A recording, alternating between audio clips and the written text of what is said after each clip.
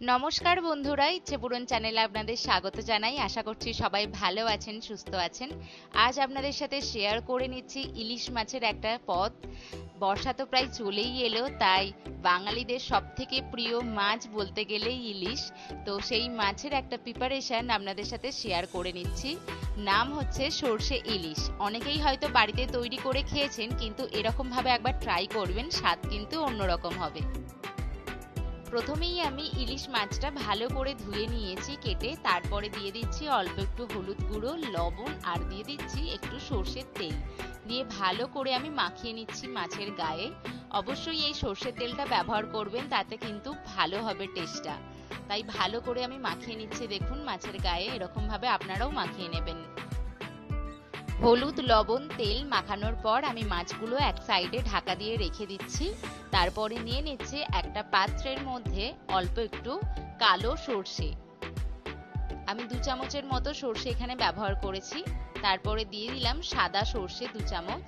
তারপরে দিয়ে দিচ্ছি পোস্ত। এখানে পোস্তও আমি 2 চামচ ব্যবহার করেছি।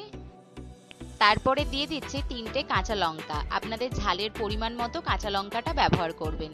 তারপরে অল্প একটু জল দিলাম। জলটা কিন্তু খুব বেশি পরিমাণে হয়ে গেলে হবে না। আমি অল্প একটু জল দিয়ে একটু লবণ দিয়ে দিয়েছি, দিয়ে আমি গ্রাইন্ডারে পেস্ট করে নিয়েছি। তারপরে একটু জল দিয়ে দিলাম গ্রাইন্ডারের মধ্যেই। তারপরে এটা আমি ছেঁকে নেব ভালো করে। আপনারা অবশ্যই এরকম ভাবে এর একটা পেস্ট বানিয়ে জল দিয়ে পাতলা করে এরকম ছেঁকে নেবেন।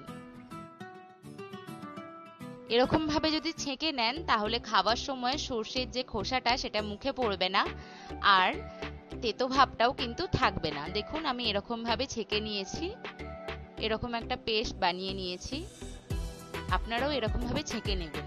তারপরে কড়ার মধ্যে দিয়ে দিচ্ছি সর্ষের তেল, দিয়ে দিচ্ছি একটুখানি হলুদ গুঁড়ো। অবশ্যই লো ফ্লেমে হলুদ গুঁড়োটা দেবেন। দিয়ে ভালো করে নাড়াচাড়া করে তেলের সাথে মিশিয়ে নেওয়ার পর দিয়ে দিচ্ছি সর্ষে পোস্তর পেস্টটা। দিয়ে ভালো করে একটু ফুটে উঠলে দিয়ে দিচ্ছি মাছগুলো। একে একে সবকটা মাছই আমি দিয়ে দিচ্ছি। দিয়ে আমি ফ্লেমটা কমিয়ে দেব, দিয়ে ঢাকা দিয়ে দেব। 5 মিনিটের জন্য সেদ্ধ হতে দেব। মাছগুলো দিয়ে আমি হালকা হাতে একটু সর্ষের পোস্তর মধ্যে ডুবিয়ে দিচ্ছি। খুব বেশি ওলট পালট করার দরকার নেই, হালকা একটু ডুবিয়ে দিলেই হবে। দেখুন 5 মিনিট পর আমি ঢাকাটা খুলে একটা চামচের সাহায্যে আলতো হাতে মাছগুলো উল্টে দিচ্ছি।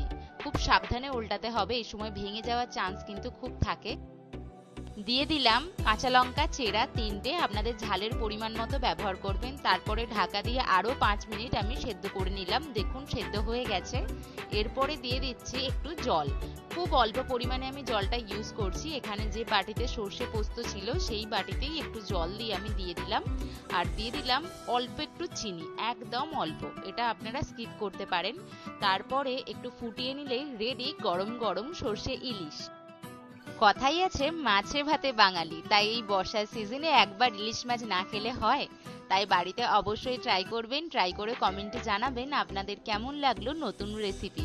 ভালো লাগলে একটা লাইক, শেয়ার এন্ড সাবস্ক্রাইব করে দিতে ভুলবেন না।